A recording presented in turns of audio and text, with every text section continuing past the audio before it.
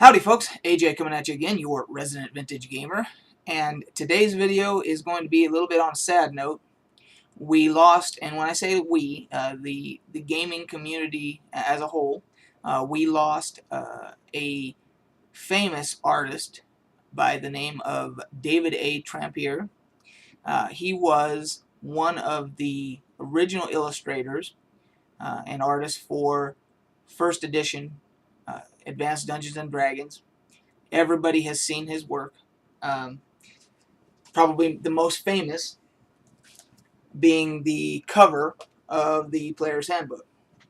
If you ever played Dungeons and Dragons and at least the old school stuff, you saw his work. But this cover was his most probably his most iconic piece. And the reason that I decided to do a video about this was it's kind of twofold. Number one, there was a mystery about him that occurred, and I'll go into some detail about that. But secondly, his artwork is probably part of the reason why I got into D&D and gaming in the first place. This picture here, when I first saw it, when I first saw the Player's Handbook, you know, you see these guys down here. They're doing some strategy. They're looking at a map. There's over here, you know, there's a fighter. He's cleaning his sword, and there's mage and all that. And you know, the creature's dead, and now they're regrouping and everything. But up here, you see the thieves, and they're saying, y'all can do all that. We're getting this big ass ruby. These big rubies that are in this thing's eye sockets. And when I saw that picture, I was like, that's what I want. I want to be a thief. I want to be a rogue, whatever you want to call it. Back in that day, it was called a thief. Now everybody calls them rogues.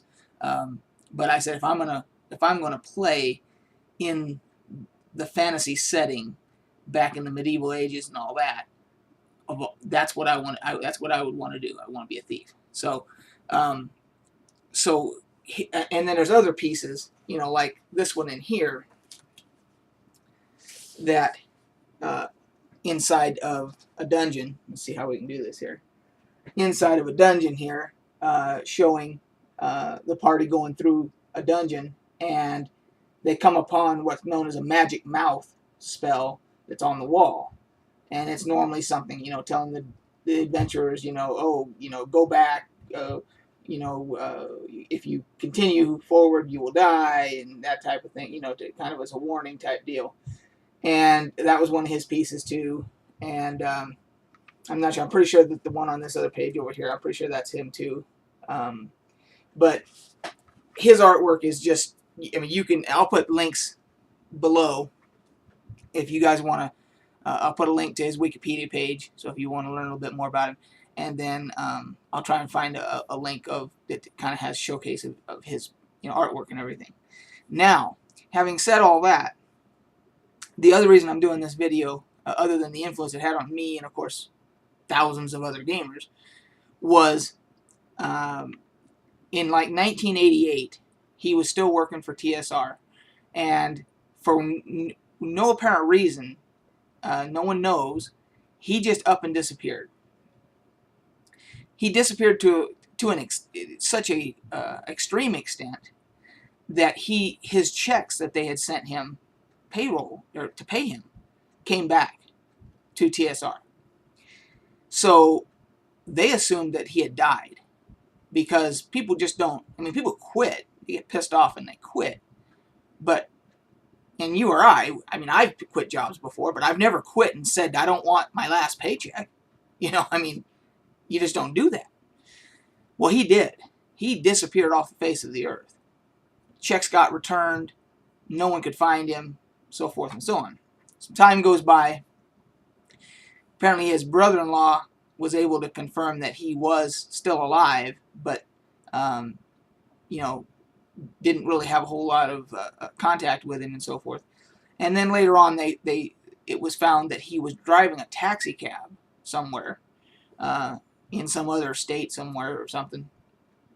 And so and when people would approach him and ask him about, you know, when they kind of figured out who he was, that he was this artist for Dungeons and Dragons, he wouldn't talk about it. He wouldn't entertain the conversation. He just didn't want anything to do with it. And apparently, and this is what the mystery is. Now that he has passed away, we may never know what made him snap and what made him just completely turn his back on gaming, artwork, everything. I mean, he just went and started driving a taxi cab, and now he's gone. So we may never know. It's a very fascinating mystery. So that was one of the things. And if you go to his Wikipedia page, like I was talking about, it talks about all that. It talks about the disappearance and all that other stuff.